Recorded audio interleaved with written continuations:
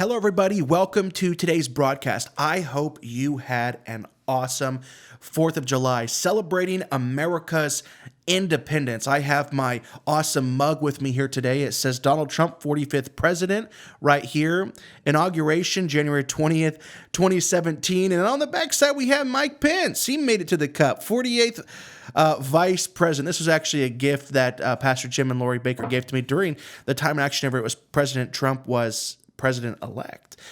So listen, we are celebrating our independence for America here on the broadcast today and next week in a 2-part mini-series.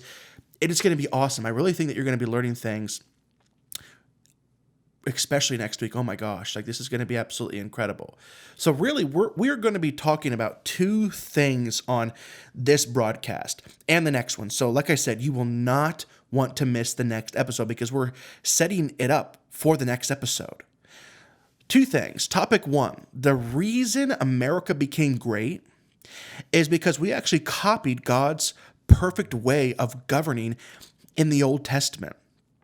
But then we elected a king in America to rule the people. And it was primarily after the Civil War, but there was a time of escalation in the 1900s. And that king, so to speak, in the same way Israel ultimately elected a king, our king in America is the federal government. And it really does parallel. It's a very interesting mystery that we're going to be dealing with today and next Friday. And topic number 2, how Christianity on the decline in America will spell the end for our republic. You see, the Constitution of the United States was written for a moral people. You cannot read the Constitution and not have the understanding that it was written for a moral people, okay? Without Christianity at America's core, our republic will ultimately fail. That is how the Constitution was written. And the founders understood that while writing the Constitution and giving the people the right to literally govern themselves, that they had to first be governed within by God.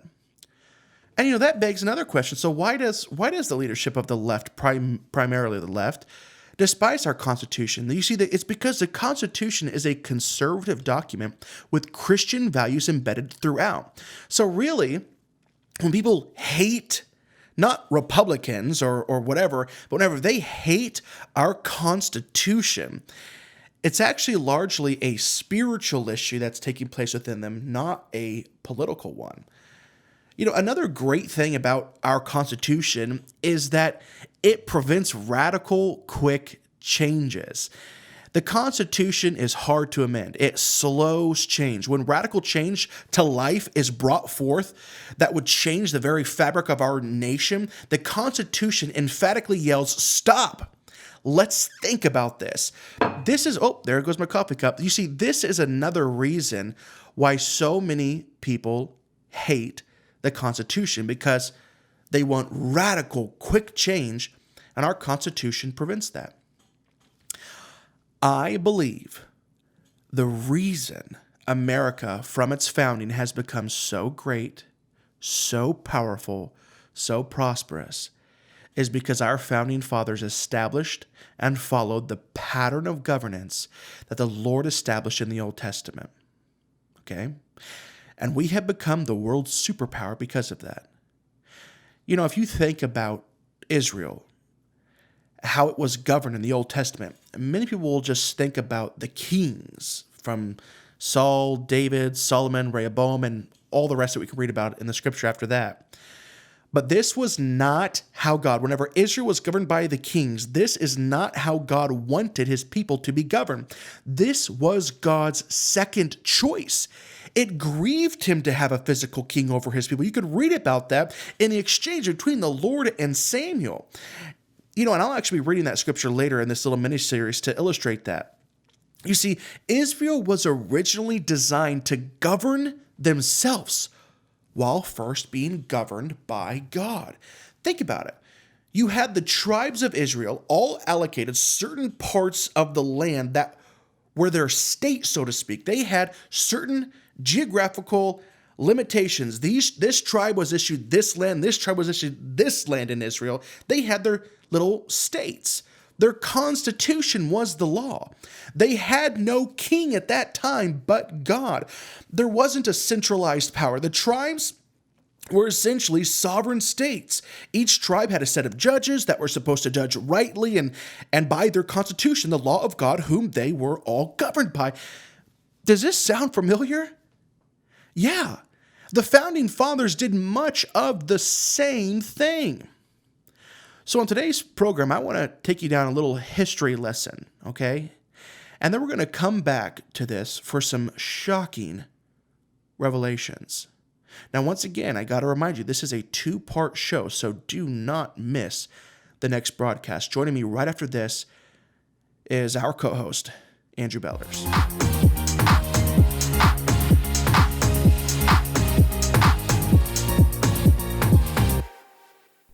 It was in 1787 that the Constitution of the United States was written. It took over 100 days for it to be written.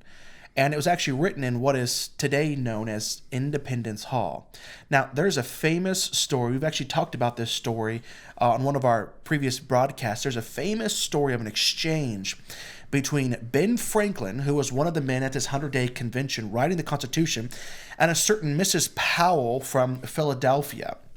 So after all of this had been done and they had solidified the Constitution, Ben Franklin on day 100 walked out of, like I said, what's known as Independence Hall. Mm-hmm. And Mrs. Powell of Philadelphia asked Ben Franklin, "Well, doctor, what have we got? A republic or a monarchy?" And Ben Franklin shot back and said, "A republic, madam, if you can keep it." That's what he said.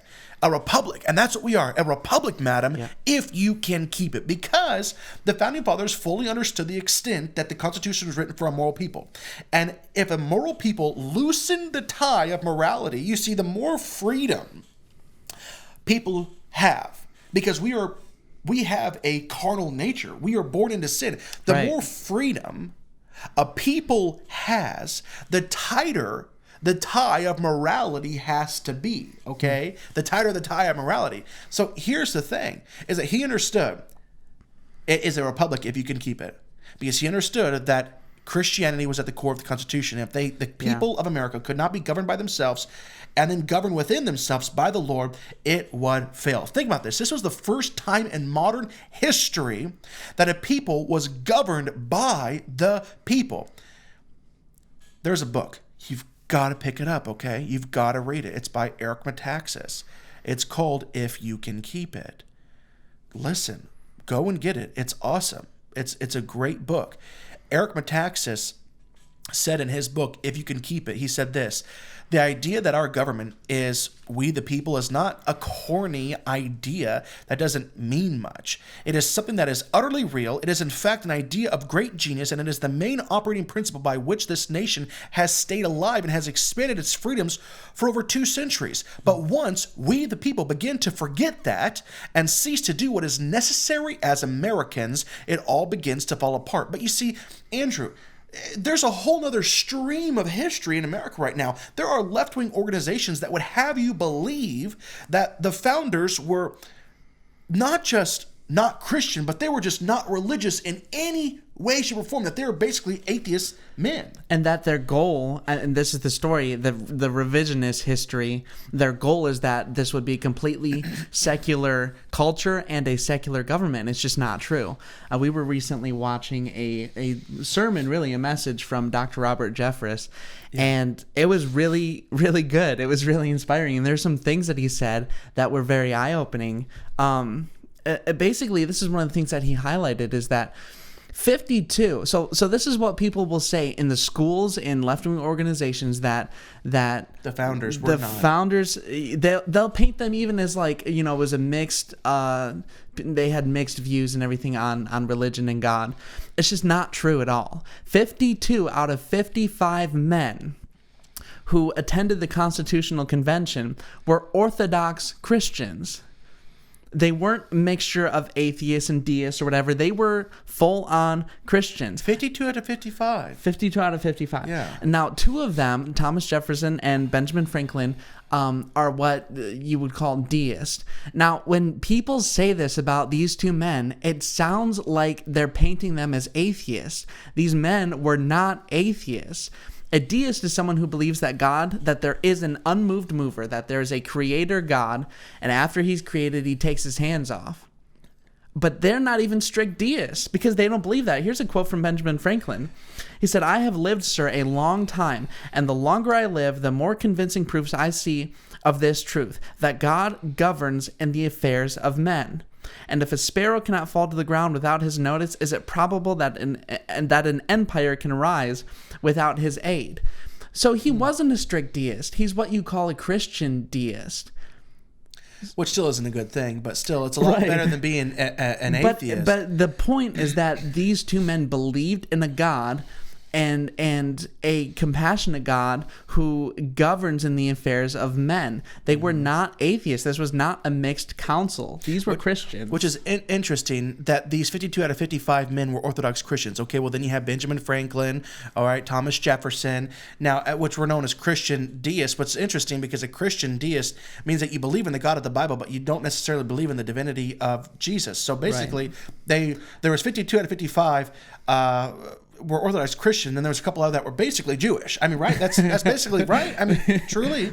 Yeah. Now, here's another thing, though, but it's interesting because Benjamin Franklin also believed that Congress should seek God's blessing with an opening prayer every single time they met. This is one of the founding fathers. Let's just read through some of them.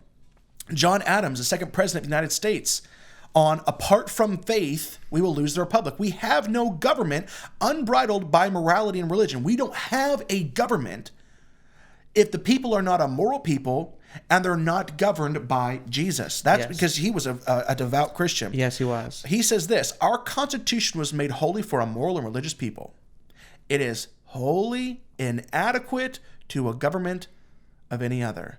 Actually, Eric Metaxas, in his book, he said Adams understood what we've been saying, actually, that the secret to self-government is that the people must themselves be self-governing, which is to say that they must be motivated by something beyond the law. And this is how all the founders felt. Here's another quote from John Adams. "The general principles on which the fathers achieved independence were the general principles of Christianity. John Jay, another founder, who was the first Chief Justice," just imagine the difference between, anyway, "Providence has given to our people the choice of their rulers, and it is the duty as well as the privilege and interest of our Christian nation to select and prefer Christians for their rulers." And this one's from George Washington, of course, our first president, in his first inaugural address. He said, "No people can be bound to acknowledge and adore the invisible hand which conducts the affairs of men more than the people of the United States." Here's another one from George Washington. In his farewell address at the end of his second term in 1796, this is what he said: "Let us with caution indulge the supposition that morality can be maintained without religion. Reason and experience both forbid us to expect that national morality can prevail in exclusion of religious principles." Basically, he's saying national morality cannot prevail apart from the Bible, apart from Jesus. These were Christian men. Mm-hmm. So the question is, what would enable a group of people to be trusted to govern themselves and then to actually do so? It was one word. It was Jesus. Mm-hmm. And the founding fathers knew and understood that it was every generation's responsibility to pass the torch unto the next generation. Yeah. Or what? We won't keep it. You know, Andrew, it's true that before the ratification of the Constitution, that there were certain states that even to be in office in that state, you had to be a Christian. Yeah, and it wasn't even in certain states. It was in most cases. Like Delaware. Yeah. So Delaware's Constitution, they actually had an Article 22, where in order to take this is wild. In This order is awesome. to take office, you had to say these words: "I, your first and last name, do profess faith in God the Father and in Jesus Christ, and his only Son, This and was in the Holy Constitution of Ghost, Delaware. one God, blessed forevermore. And I do acknowledge the Holy Scriptures of the Old and New Testament to be given by divine inspiration. That's something you actually had to say in order to hold office in our country in most states. That's awesome. That's awesome. What in the world has happened? What has happened to our government in Washington, D.C.? Why have they taken basically the rights of our sovereign states? For example, like let's just even talk about what they've done to our schools. Did you know that a book called The English Primer was used in grade schools for 150 years in America? 150 years. This was the most sold book in the 1700s, and I believe it was in the 1800s as well. It contained prayers, creeds, Bible verses that children had to memorize. They had to memorize an acrostic of the entire alphabet, where every letter represented a Bible verse. It was called the New England Primer. For 150 years. 150 years. This is incredible. And today they would say, that's unconstitutional because the Constitution says that there should be a separation of church and state. Which that's baloney. There's a poll. Okay, the poll says that 69% of Americans believe that separation of church and state is in the Constitution. 69% believe that. It's nowhere. It's not in the Constitution. It's not. It's not even there. So the Constitution does say, they're referring to the First Amendment, and it says that there should be no establishment of religion, or or you can't prohibit the free exercise thereof. So it was not created to hurt religion; it was created to protect religion. So where they get that phrase, the separation of church and state, is actually from a letter that Thomas Jefferson wrote. It was to a Baptist church at this time in history. Most states had a church-sponsored state, which meant that your taxes went to a certain church. Mm-hmm. And this Baptist church said, we don't want our taxes going to this congregational church because they don't hold the beliefs that we hold. Listen, I'm just throwing this out there, okay? Please, trust me, we are setting the stage for next Friday's show. That it is a mystery. We have paralleled the divine government of ancient Israel. Okay, I don't know I haven't heard people talk about this. I'm talking about before the king, before the people grieved the heart of the Lord and elected their first king in the Old Testament, Saul. We're mimicking it. Even down to this, as far as donating to, your goods to the Levites for them to be sustained. The tribes, and as a tribe and as an individual, would donate the best, the first part of their yield to the Levites, the priests. That is what our sovereign states were doing. It is. Wow. And so basically, in this situation, there were like I said, state-sponsored churches, and the Baptist church said, we don't want our money going to this specific church. And Thomas Jefferson wrote them a letter back, and he said, he basically said, you don't have to give your money to that church. And he quoted the First Amendment, where in the context he was saying what the First Amendment is, which is that a state shouldn't establish one denomination over another. That's key. Listen to what he just said. So whenever we hear about them arguing about establishing a religion, whenever you read about it in context, it was about establishing a denomination of Christianity above another denomination, saying that Baptist can't rule it all, Presbyterian can't rule it all. It's not about denomination. It is about Jesus. It is about the church of the Lord. But it's not about a particular denomination. Yeah, and really the idea was restricting how you can worship the way that you want to worship. And that's what was happening, in the Church of England, where you had to prescribe to a certain denomination. You had to worship a certain way. You had to go to certain services. Your money had to go to this church. And that's what the founders wanted to protect people against. But like I said before, the First Amendment was not intended to restrict your religious freedom. It was intended to protect it. Exactly. And we know what Thomas Jefferson's heart was in this because of what he did immediately after. There's no second guessing. You can judge where his heart was by his actions. It was actually just 2 days after writing this letter that Thomas Jefferson didn't only just attend a worship service at the Capitol building, he organized it. Okay? Thomas Jefferson authorized the use of the Capitol building for the founding of the first Christian church in Washington, D.C. Okay, this is our history as America. And people talk about him like he's an atheist. Exactly. And this is what the founders understood, that government. So here's the thing. Why do we need government?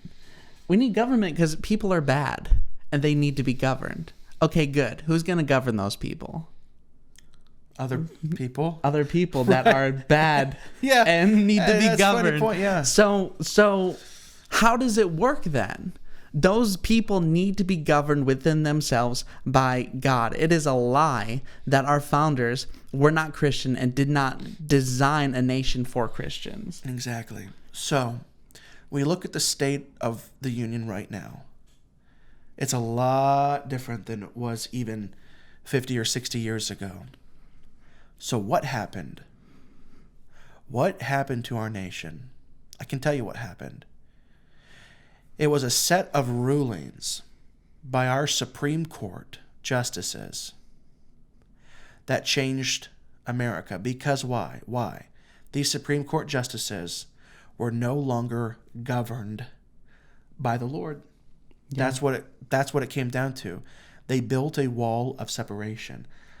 Andrew, let's just kind of go back and forth. You can start with the first one. We're going to read through a few different Supreme Court rulings that changed the fabric of our nation. Yeah. So one of the earliest ones was in 1947. It was the case of Justice Hugo Black and Jefferson versus the Board of Education. The state of New Jersey was using tax dollars to support religious schools. At that time, the only religious schools were Catholic schools. And the justice who delivered the majority opinion was a justice by the name of Hugo Black. Mm-hmm. And he was saying, so this is when you really see the idea of separation of church and state come into our judicial rulings and into our law. He said, this breaches the separation of church and state, which is high and impregnable. So something that is important to know about this case is that Justice Hugo Black was a member of the KKK. Mm-hmm. And the only people that the KKK hates more than, or maybe right around the same amount as black people, is Catholics. Yeah. And that's what it was about. It was this was about the state of New Jersey was using tax dollars to support religious schools, and those were Catholic schools. It was well, in the words of a couple of other Supreme Court justices, Justice Anton Scalia, yeah, and Justice awesome. Clarence Thomas, they agreed that this was a bigoted ruling, that this was completely biased, that this was not based in law. This was because this man hated these people and he didn't want money going to them. That's right. Engel versus Vitaly, this was 1962. The court ruled that students could no longer voluntarily offer this 22-word prayer. They can't do it voluntarily. Almighty God, we acknowledge our dependence upon Thee, and we beg Thy blessings upon us, our parents, our teachers, and our country. Students could no longer offer that prayer because that, oh my gosh, how could anybody disagree with that? Mm-hmm. The court said a unity of government and religion tends to destroy government and degrade religion. It's 1963. Yeah, and this is where it really starts to get crazy. So this is Abington School District versus Shemp in 1963. This case outlawed students reading 10 verses of scripture at the beginning of each school day, voluntarily, by the way. And this is where you really start to see the perversity of our morality in America, our morality being skewed. One expert said if portions of the New Testament were read without explanation, it could be psychologically harmful to the children. Wow. 1967, Despain versus DeKalb County Community School District. The Supreme Court upheld a ruling that kindergartners could no longer read this poem in school. We thank you for the flowers so sweet. We thank you for the food we eat. We thank you for the birds that sing. We thank you for everything. And then the last one. Yeah. This was 1980, Stone versus Graham. Probably one of the most popular ones. The court ruled that the 10 Commandments could not be posted in schools any longer. Quote, if the posted copies of the 10 Commandments are to have any effect at all, it will be to induce the school children to read, meditate upon, perhaps to venerate and obey the commandments. However desirable this might be is a matter of private devotion. It is not permissible state objective under the Establishment Clause of the First Amendment. And remember, the First Amendment was written and it was intended not to restrict religious freedom, but to protect it. It has been flipped. It's like Isaiah 5:20. They will call the good things evil and the evil things good. It'll be a flip-flop, and that is what we're seeing. And the decline of America after that is astounding. Yeah. Can you talk about that? I can. Basically, what we see William after Bennett. that, William Bennett, who was the former Secretary of Education under Ronald Reagan, issued the Index of Leading Cultural Indicators. He studied the trends for 30 years between 1960 and 1990. We've talked about how the 60s kind of were the turning point morally for our country. And this is where in the judiciary, basically we had an all-out assault on Christianity. And what was the outcome from these rulings of the Supreme Court justices? You can pinpoint it is because of these rulings the stark increase of perversity in America. And this is what started happening. There was a 419 increase in the rate of illegitimate births, about a 400 increase in the rate of divorces, over 200% increase in teenage suicide rates. SAT scores dropped almost 80 points. And there was a 560% increase in violent crimes. And today, it just keeps getting worse. Over 10 million teenagers in the U.S. drink alcohol regularly. 20% of them are binge drinking. Nearly 2,800 children die every year from gun violence. 14,000 are injured. Nearly 1 million babies, we've talked about this tons of times, nearly 1 million babies were murdered in the womb last year. 1 in 4 women will have had an abortion by the age of 45. In 2011, over 500 million teenagers became pregnant, and about 30% of those pregnancies ended in abortion. Let me tell you this. I believe that since America's founding, that America has always gone in the way that the pulpits face. So if you don't like what you see in America, it can be because of the shallow pulpits, the weak pulpits. America goes the way that the church is facing.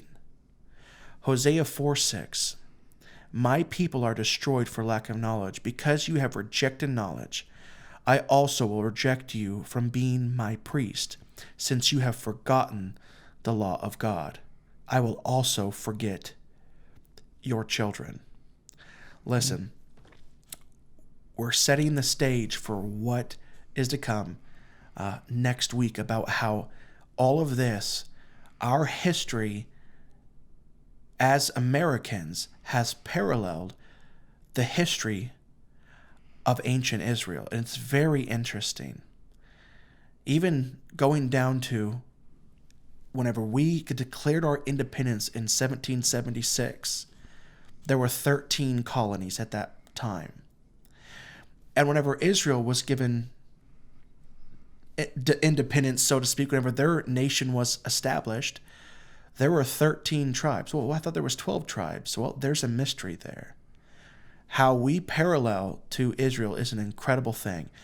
And we are totally out of time for this week. But listen, once again, do not miss next week's program. And we do need your help. Listen, if you want to partner with us, do that. Just go to zachdrewshow.com and click that bright orange donate button. We need one-time gifts are great, but we rely on those monthly givers that we can count on every month.